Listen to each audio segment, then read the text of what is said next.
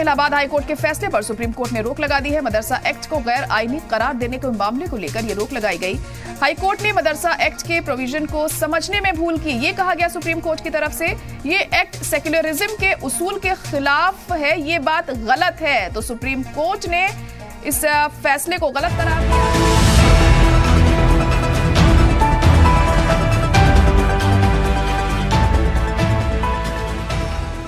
Supreme court का जो आज फैसला है, इस सबको पता था कि मदरसा बोर्ड पे इलाहाबाद हाई कोर्ट ने जो फैसला दिया था उस पे स्टे लगना है, क्योंकि प्रथम दृष्टया ही इलाहाबाद हाई कोर्ट का फैसला संविधान के मौलिक अधिकार के खिलाफ था।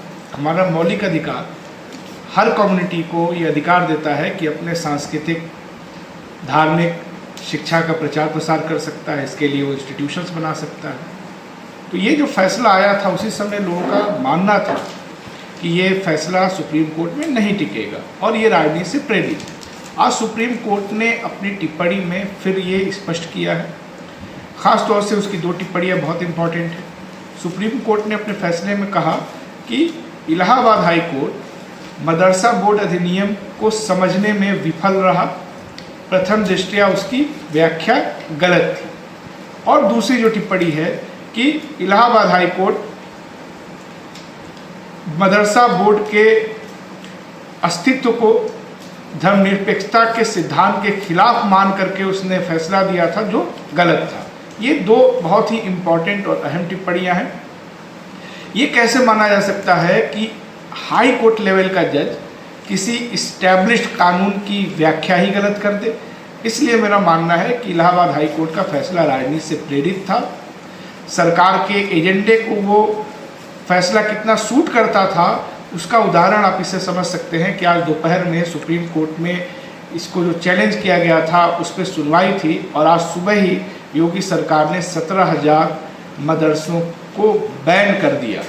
तो एक तरह से सरकार को सुप्रीम कोर्ट में बहुत अपमानित होना पड़ा है। हम उम्मीद करते हैं कि जो जुडिशरी की स्थिति है उत्तर प्रदेश में, ये इस टिप्पणी के बाद सुधरेगी और राजनीतिक एजेंडे के तहत जो फैसले आने की प्रवृत्तियां शुरू हुई हैं उस पर रोक लगेगा। 16,000 मदरसों और उनमें पढ़ने वाले 17 लाख छात्रों के लिए एक बड़ी राहत लेकर सुप्रीम कोर्ट आया है और सुप्रीम कोर्ट ने एक बड़ा दखल देते हुए इलाहाबाद हाई कोर्ट के मार्च के फैसले पर रोक लगा दी है, जिसमें कहा गया था कि यूपी में जो मदरसा बोर्ड को लेकर 2004 का कानून बनाया गया था वो संवैधानिक है, क्योंकि ये धर्मनिरपेक्षता के सिद्धांत का उल्लंघन करता है। तो यहाँ पर chief justice D Y Chandrachud की 3 जजों की बेंच ने ये फैसला सुनाया है और अंतरिम रोक इलाहाबाद हाई कोर्ट के उस फैसले पर लगा दी है। सुप्रीम कोर्ट ने यूपी सरकार, केंद्र सरकार और मदरसा बोर्ड को नोटिस जारी करके जवाब मांगा है 31 मई तक और इसके बाद जुलाई के दूसरे हफ्ते में इस मामले पर सुनवाई भी होगी।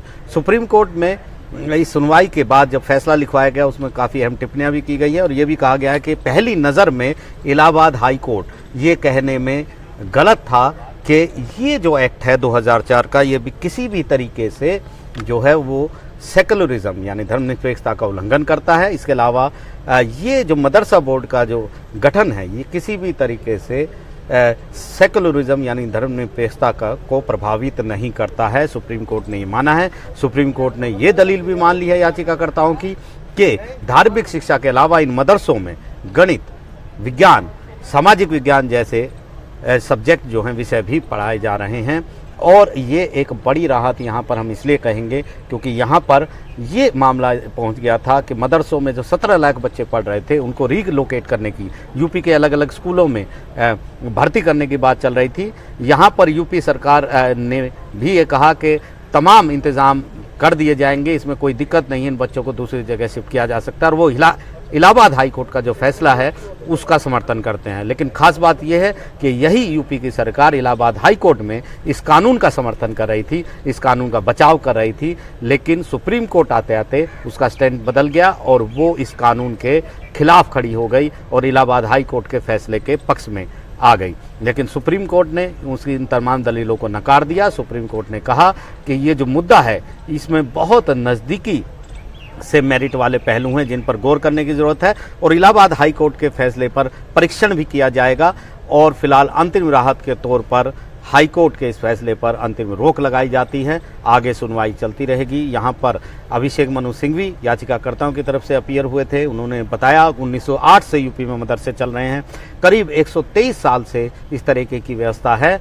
और सरकार ये कहने में बिल्कुल गलत है कि जो मदरसे हैं उनमें सिर्फ धार्मिक शिक्षा दी जाती है। इन मदरसों में आधुनिक शिक्षा भी दी जाती है, गणित पढ़ाया जाता है, विज्ञान पढ़ाया जाता है, सामाजिक विज्ञान पढ़ाया जाता है, ये तमाम चीज़ें पढ़ाई जाती हैं। उन्होंने ये भी कहा कि तमाम जो मदरसे हैं वो सारे के सारे मदरसों को सरकारी जो ग्रांट जो है, सरकारी एड, सरकारी सहायता, वित्तीय सहायता जो है वो नहीं मिलती है और इलाहाबाद इस हाई कोर्ट के इस फैसले पर तत्काल रोक सुप्रीम कोर्ट को लगानी चाहिए, क्योंकि 17 लाख बच्चों का सवाल है, 16,000 मदरसों का सवाल है, हज़ारों शिक्षकों का सवाल है और हज़ारों लोग, लाखों लोग वो हैं जो इन मदरसों में काम करते हैं। ऐसे में सुप्रीम कोर्ट को दखल देना चाहिए और सुप्रीम कोर्ट ने उनकी इस दलील को मान लिया। हालांकि यूपी सरकार हाई कोर्ट के फैसले का समर्थन कर रही थी, लेकिन फिलहाल सुप्रीम कोर्ट ने उसकी दलीलों से साफ इंकार कर दिया। बड़ी राहत सुप्रीम कोर्ट का ये फैसला लेकर आया है। इलाहाबाद के हाई कोर्ट के फैसले पर सवाल भी उठा दिए हैं और ये भी बताया कि मदरसा बोर्ड का जो गठन है वो कानून के तहत किया गया है और मदरसा बोर्ड की बहुत सारी जिम्मेदारी भी हैं, ये भी सुप्रीम कोर्ट ने बताया है। और सुप्रीम कोर्ट ने प्राइमा फेसी यानी पहली नज़र में माना है कि हाई कोर्ट का फैसला सही नहीं था और अब आगे इस मामले पर कानूनी लड़ाई चलती रहेगी, सुप्रीम कोर्ट में सुनवाई होती रहेगी। लेकिन आज की इस सुनवाई का सबसे बड़ा पहलू ये है कि यूपी के जो मदरसों में पहले की तरह 2004 के तहत 2004 के कानून के तहत जिस तरीके से पढ़ाई चल रही थी वो पढ़ाई चलती रहेगी और 17 लाख बच्चे जो मदरसों में पढ़ रहे थे वो भी अब उसी तरीके से पढ़ सकेंगे। इस शंका, इस संदेह और ये जो यहाँ पर एक तरीके से एक ये फैल गया था कि आखिरकार इन बच्चों का भविष्य क्या होगा, उस तमाम अटकलों पर सुप्रीम कोर्ट ने रोक लगा दी है। हमारे चैनल के साथ जुड़ने के लिए सब्सक्राइब करें और बेल नोटिफिकेशन दबाना ना भूलें।